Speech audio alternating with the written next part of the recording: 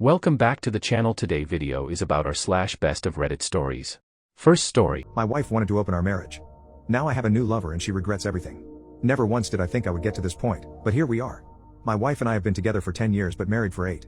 We met in college and were each other's first and only. I honestly thought we had a unique and beautiful relationship because of that, but it appears that was just me. Some time ago, my wife began working at a new company. At first, she found it difficult to fit in because she's always been reserved. But after encouragement from me, she made friends with a group of girls, some of whom were single, divorced or dating, but not married. At first I was happy she made friends, but then she started going out for drinks and partying. I became concerned by her change in behavior and tried to talk to her about it, but at the same time didn't want to restrict her in any way. It started to affect our relationship in the bedroom. My wife wasn't one to initiate intimacy, but with her continued going out, she was either too tired or wasn't in the mood. At some point, her company got a new manager whom my wife and her friends had taken a liking to. She began mentioning him in passing, but it got to a point where she was pointing out how he handled certain problems that didn't seem to be work-related. I questioned her on her fascination with this man and she brushed off my concerns. She even started asking if I regretted not having more experience with women, to which I said no, because she is all I ever needed. For a moment, I saw a flash of sadness in her eyes, but she quickly changed the subject. She started mentioning open marriage as a way to spice things up. I was taken aback because my wife has never been this kind of person. To be honest, I had first refused and questioned if this had anything to do with the new manager, to which she denied, but said she felt like she missed out but at the same time didn't want to lose me, so this was a safer option.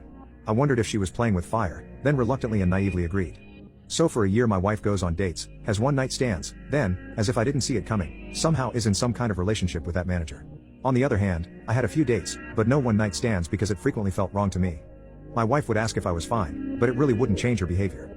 At some point, I felt the love I had for her was gone and it was killing me inside. I ended up going on a date with an amazing woman who migrated over from South Korea. Of course, this led to more dates. Until we were intimate, I honestly never had intimacy like I had with this woman. I never knew a woman could be so giving and make one feel so desirable. At first my wife thought it was cute, but as the months went by, she began questioning my relationship with my lover. I promptly pointed out that this was her idea, and that she was in a relationship with the manager I was concerned about. She was silent. She looked like she wanted to say something but held her tongue. She began coming home early to surprise me with dinner and get the house extra clean. She also started coming to my workplace to drop off lunch and began to initiate intimacy in the bedroom. Honestly, if it wasn't for her opening up our marriage, all this would have had me jumping for joy. I barely gave in to her attempts at intimacy, and when I did, it was simply to get it over with. Something in me towards my wife had died, so it didn't hit the same. I asked what brought this change in her. The response I got was that she wants to show me that she loves me and is happy with me. I never intended to, but I burst out laughing. I asked what about her little group of friends, her manager lover or her one-night stands? She didn't respond that day and simply went to bed in tears. The next day, I got home to find her waiting for me. She told me she wants to close our marriage. She said, "This whole experience was a horrible mistake. I regret everything and want us to be focused on our relationship again." I told her to be honest with me and tell me what inspired all this in the first place. And wouldn't you know it, it was for a group of friends that planted the idea because of their numerous intimate exploits. And when her manager came around, he surprisingly supported that lifestyle and encouraged my wife to live free. Apparently, it developed into an emotional affair, but only got physical once the marriage opened. She described it as being drunk behind the wheel of a speeding car. It was thrilling and intoxicating, but the price of the decision has become too much for her to bear. She sees now that she never needed a comparison and that what we had was truly unique and special. But now she feels like she murdered our marriage and any chance of a life together. I told her I might not ever be able to see her as my wife again, and this made her break down in front of me. I simply held her in silence as she cried until she fell asleep in my arms on the couch. She has since left her job and cut off contact with all of her friends and her manager. But I haven't cut contact with my lover. Quite frankly, she makes me feel like a man. The truth is, I don't know what to do in this situation. I would love to get the special feeling back if possible, but my lover basically saved me when I was at my lowest. So I decided to seek therapy. The therapist seemed nice and experienced. She appeared unbiased and actually eager to help. Even in the very first session, my wife took it as an opportunity to lay it all out. She confessed that this group of friends made her wonder if she had missed her chance because she was committed to her first boyfriend and had no other experiences. She then added that after the new manager started approaching her, some of these friends encouraged her to see where it goes and that this was a chance for her to discover herself. She obviously felt guilty. So she never did anything physical until one of the divorced ones suggested an open marriage as the loophole and told her that some couples come out stronger because of it. So after regrettably convincing me to open up the marriage, her so-called adventure began. It was intoxicating and blinding, but lacked real substance, not like the kind we built over the years. And she started to question her reasons for doing this. She said she could see the hurt in my eyes, but told herself this was an adventure. The gravity of it all never really hit her until she noticed the change in me. She said she suddenly felt a pit in her stomach and started to get panic attacks for no reason. She went to her friends for advice again, but they said it was a normal reaction for me to have during the adventure. She realized how ridiculous this all was and begged them to help her win me back. But they just told her if she couldn't deal with it, why did she open her marriage in the first place? She knew then and there that these people were toxic and a threat to our marriage and the life we've built. Hence, she's been on a mission to win me back by any means necessary. I didn't share much, but I did let the counselor know about the situation on my side with my lover still in the picture. The counselor said no resolution could ever be reached with my lover still in the picture and suggested we book another appointment after tomorrow. During our second session of counseling, I asked if she was sure nothing physical happened before the opening of our marriage.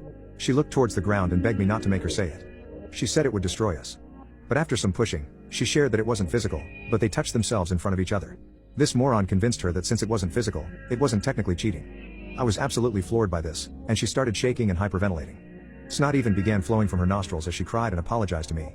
At this point, even the counselor was taken aback and had a look of disbelief. My wife got on her knees and hugged my legs, saying how sorry she was. I then asked her what really changed her view of him. She said that one evening as she was leaving a meeting, she passed his office and heard him speaking about her to another male colleague. He said he was surprised at how easy it was to get her and how she is living proof that you can't trust the quiet ones. When the colleague asked if he actually fancied her, his response was that she was a pleasant distraction and that he had absolutely no intention of breaking up with his fiancée. He also mentioned how he felt bad for me, but you snooze, you lose my wife. Upon realizing that she was nothing more than a piece of meat to this man. Added by the fact that she betrayed me for a cheap thrill actually made her want to end herself. At that moment, she said she left her workplace and vomited in the parking lot. I then asked her if she loved him and when it was that she stopped loving me. She looked me dead in the eye through tears and said she never stopped loving me. Which honestly makes it worse. She thought it was love, but now realizes how foolish she was. She squeezed my arm with surprising strength and said she knows she messed up, but she misses us and the connection we had before all this. She even suggested we move away and start fresh, just the two of us, just as it was meant to be. I then told her it wouldn't be fair to my lover and that I need time away from her to process all this. She started sobbing harder and saying incoherent things. She held on to me as if I was going to disappear. The counselor managed to convince her that maybe time apart could help us heal. When we got home, I began to pack. My wife got a video call from her laptop from one of her former friends in tears. It turns out that after my wife resigned, this friend and the manager began a fling of their own. But apparently, she had a pregnancy scare. To make matters worse, she had a boyfriend whom she apparently could see a future with.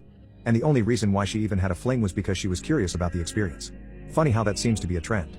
Her boyfriend found out because he discovered an email between the two discussing the potential pregnancy. But the manager accused her of baby-trapping him. I just turned and left. I have been staying in an apartment ever since. I have also seen a divorce lawyer at my brother's recommendation, just to be safe. As of now, I am not really willing to fight for this marriage. And it seems my wife can sense it. Before I left, she tried to initiate intimacy. But when I refused, she yelled and asked, "What does your lover do for you that I can't?" I didn't respond. I shook my head and told her if she still couldn't tell after all that's happened, then it's clear where our marriage is headed and left.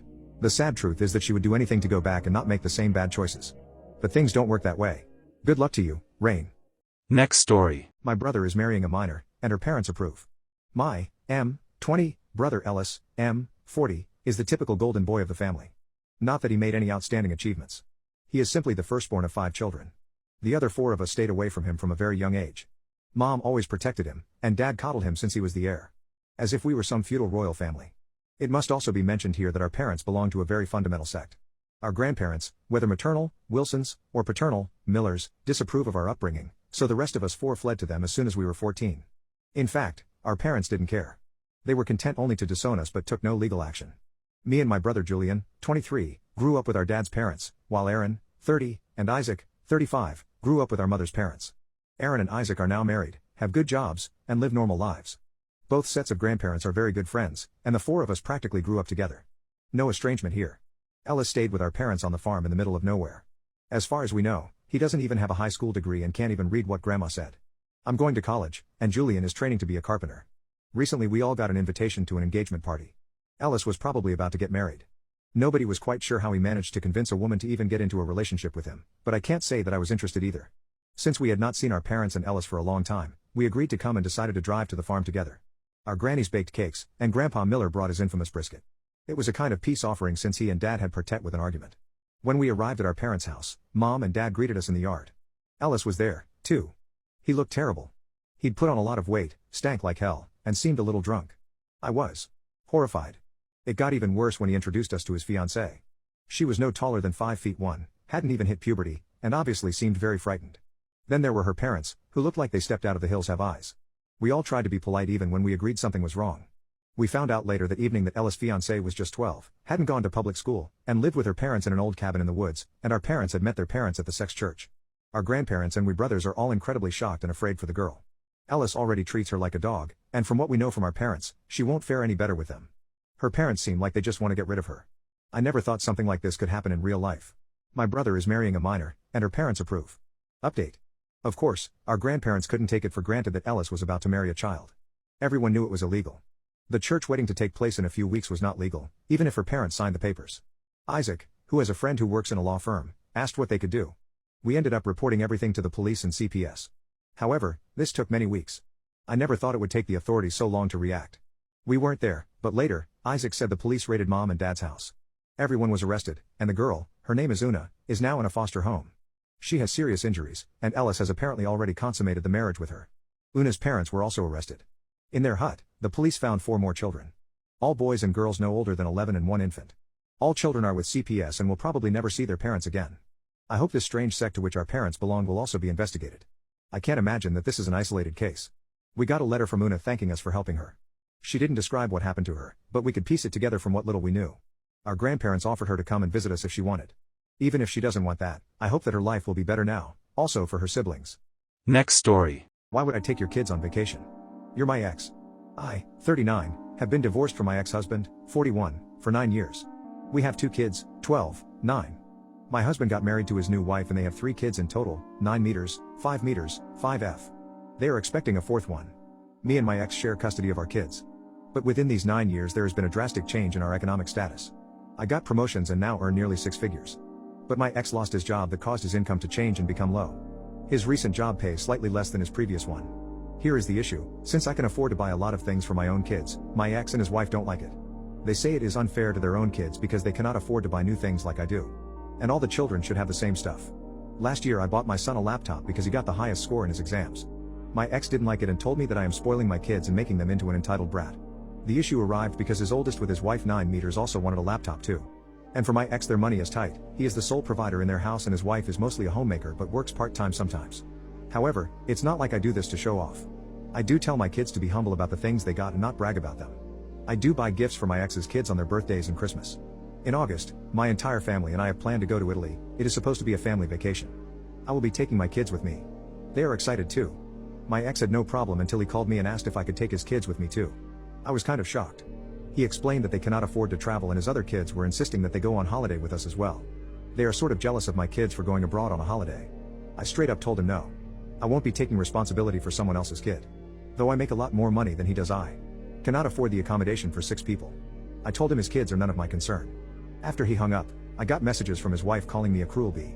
TCH for ruining her kids' happiness and said I hope you are happy making small children cry. God will be pushing a greedy witch like you. My dad thinks I did the right thing. But my mom thinks I went too far and told me to not take my kids so that their half-siblings don't hate them. My brother suggested that I pay half the price and let my ex pay the other half, which I know he will never listen to.